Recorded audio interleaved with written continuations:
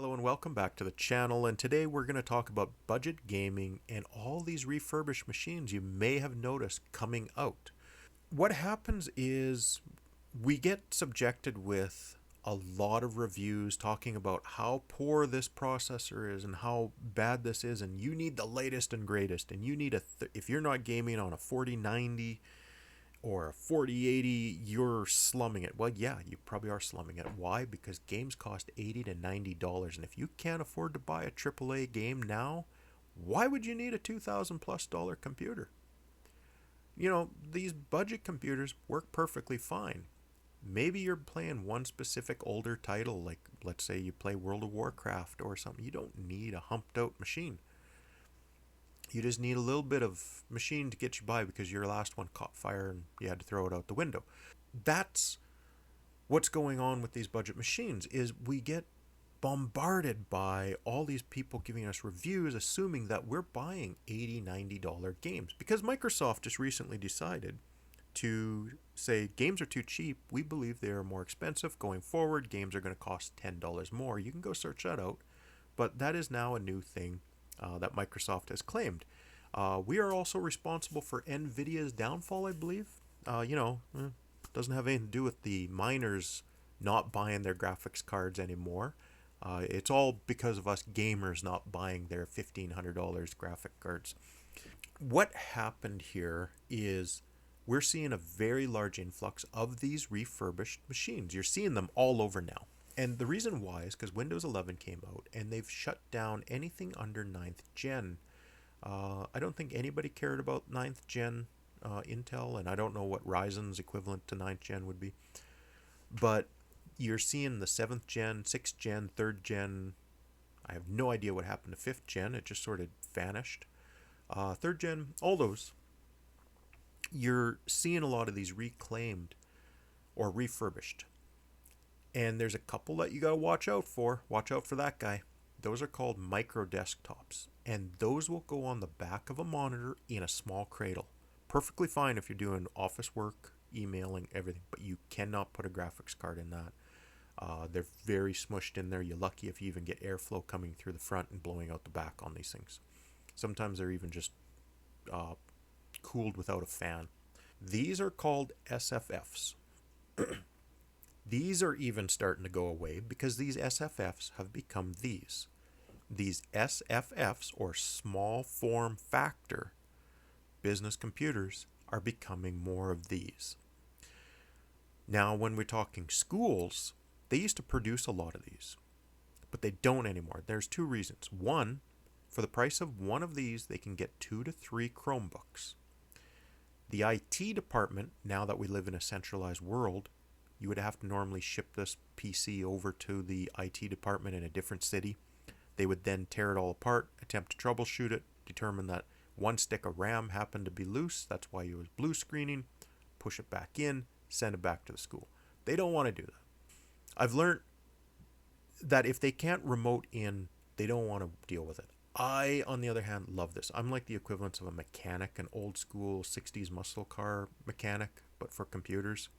Because I love tearing into these things and getting my hands dirty with it and just swapping things out, parts. This is where the schools used to be. They're going to Chromebooks. So a lot of these types of towers, as well as business, are going away. You're not going to see these because business is going to this and schools are going to Chromebooks. These SFFs, don't get fooled by them. They look good. They're DDR4. Oh, where's the better one? There we go. An i7, 32 gigs. Do not buy that. You can't put a graphics card in it. Those are a micro tower. I'll see if I can get you a picture. No, they're not going to give it up. They're the equivalents of these guys. They're very small.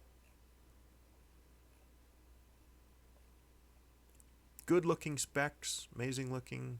Maybe not, because they're using a laptop. That's what I suspect they're using. So as you can see, the power switch is an indicator. So watch out for those.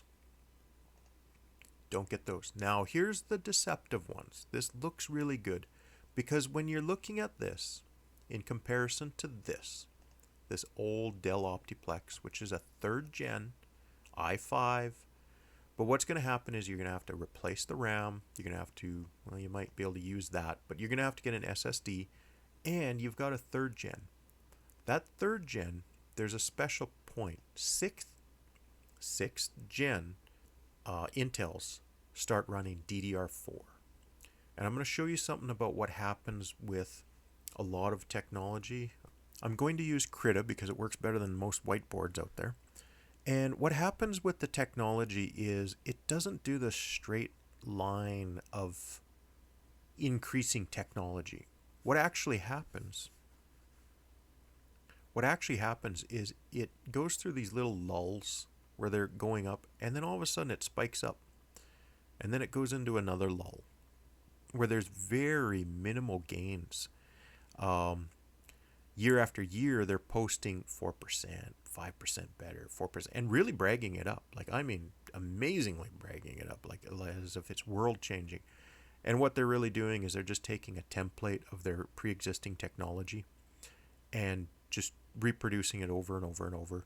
And then eventually a breakthrough does come through, or they determine, yeah, we do need to advance because sales have dropped off, because there's no reason to buy from this point to this point in upgrades unless you have to.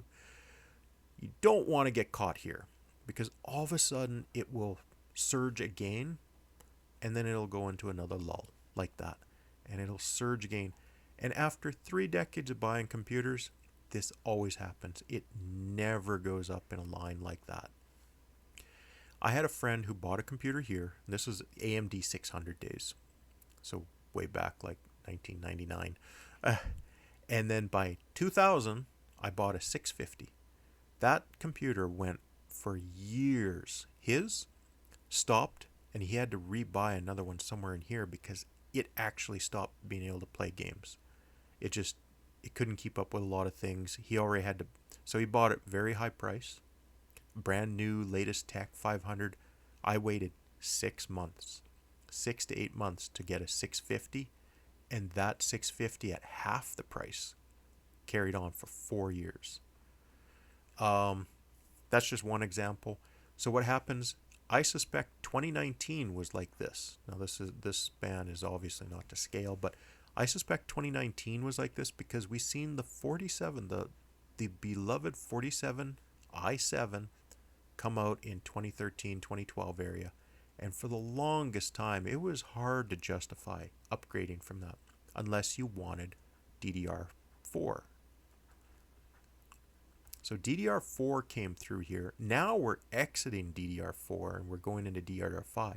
So DDR4 got kind of shafted in the fact that it spent its entire life during this CPU lull that we had, where generation after generation was coming out, and they were even starting to get criticized. Then 2019 kind of came in. That's when we started seeing more innovation. The 9th gen came out, and nobody cared about that.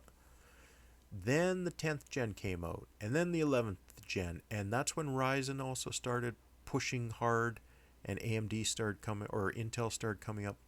Now we're up here with 13th gen, and this was just a span of maybe 1 year that we just did this major ramp up. So if you bought a computer back here in 2019, you saw your graphics cards disappear, you've seen your CPUs, everything. So unfortunately, we're buying these budget PCs out of this era. And right now, the i5s, the i7s, all that, they're now here. And I suspect now for a while, we're going to start seeing this lull where we're seeing 4% gain. We're not seeing the 40s and the 30s and the times 2 and all this sort of stuff. We're not seeing this big marketing that's coming like it was before. We're now starting to see similar numbers being given to us, but the real case use is small incremental uses where now it's going to become, is it worthwhile me upgrading this to this point? And it's questionable whether or not some people even had to do this upgrade right here if it wasn't for Windows 10. Okay, so that information is all fine and dandy, but how does that help me buy a PC? Well, here's the one. Avoid these guys. Micro desktops. Anything that looks like they compare to a pencil. So now we're focusing on these. Even SFFs. Don't get them. Avoid it. At all costs, try and avoid it. So you want to get into these types of cases. They give you much better airflow, even if this is solid right here. Even if that's all solid, no ventilation, you still get better ventilation than an SFF. Like I said, I've seen SFFs where the graphics card fan smushes right up against the power supply. And this is another thing you got to be careful for. This power supply, if you're actually Googling this specific one, it may only be a 220 watt power supply. This is a proprietary, and you can tell because there's this little blank space right there to the right of that. And I suspect that's actually a proprietary SFF power supply pushed into a tower. So a micro ATX tower. And I suspect that's actually what's in there instead of an actual 400 watt. Now, the other thing about that, and this just sort of popped into my head as I saw this one monitor advertise, unless you're buying those 140 refresh monitors, you're not seeing any benefit out of those big expensive cards. And pushing to 120 frames per second, 130 frames per second isn't going to benefit you either. Because the monitor, if you're not willing to buy a $300 monitor, you're not going to see the benefits of that graphics card anyway. So again, falls back to this hardware, this older hardware is perfectly fine. The advantage to one of these mini towers is the fact that you can possibly already have a video card and it will fit in here. And you won't have to try and find a low profile plate. And those low profiles only come in typically 1030 GTs, 1050s, and I think 1650s. And there's a few others. There's some AMDs. But if you have this option, you can buy a standard size graphics card. And when you save up more money, you can go off, you can build one, or you get another one, and you get a bare bones kit, and you can take your same old graphics card, put it back in there. Are these computers worthwhile buying? Avoid the 4th gen and 3rd gens, and if they don't tell you this 3470 or anything, do not buy it. Let's just take, for example, we're going to see a bunch of garbage here come in. Right away I can tell this is an SFF. Don't get that. Again, another SFF. You can just get the feeling. Typically this sideways slot optical drive or CD drive. They actually say it. I'm trying to find one that won't tell me. This will be an SFF. Here we go. Okay, let's try this guy. $145. Seems like a great deal. 16 gigs DDR3. There's your hint. You can't guarantee this isn't a 1st gen i5. Now they might not tell you. 3.1, I mean, you can go through a lot of Googling, but if you're already struggling to understand some of this, you're probably not going to be able to Google and find what a 3.1 i5 processor is. I suspect that's the 940, maybe the 2400. You don't want those. They're very old. They're like 2009. And so that's what they're hoping. Oh, they even put it on specific uses of programming. But anyway, you don't want anything like this where they all of a sudden just start bragging up 3.1, which isn't even good to brag up in this day and age. The back, some weird power supply. So if you put a processor in there or a GPU, a 1030 GPU would be bottlenecked by, I suspect, even this machine. So yeah, that's kind of an example of what to watch for. So don't buy anything, something like that.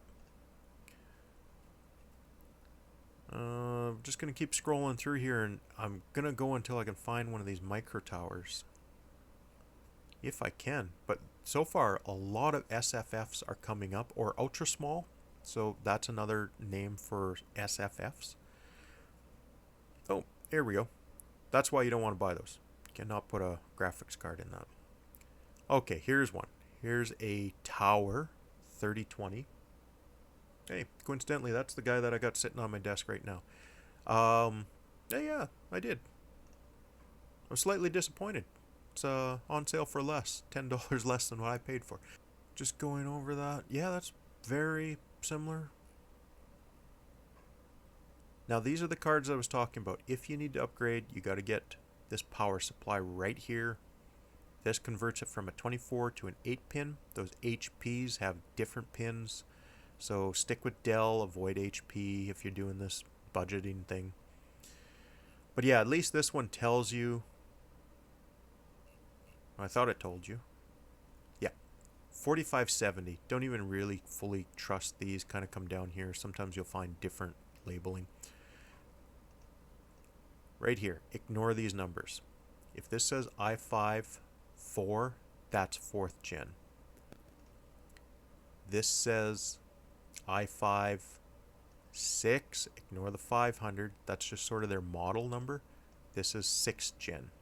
So I'm just hoping to teach you a little bit. Again, ignore that, it's still a 6th gen. So this number, so a 10, an 11, a 12, and whatever number behind it, that's generation. So this number right here, that's your generation. So I hope that covers or explains a bit more what to watch for and keep your eye out for when you're buying these. Whatever. They're going to put these old ports, but right there, those blue USB, if you're seeing black or white is even worse. Black is 2nd gen, blue is 3rd gen.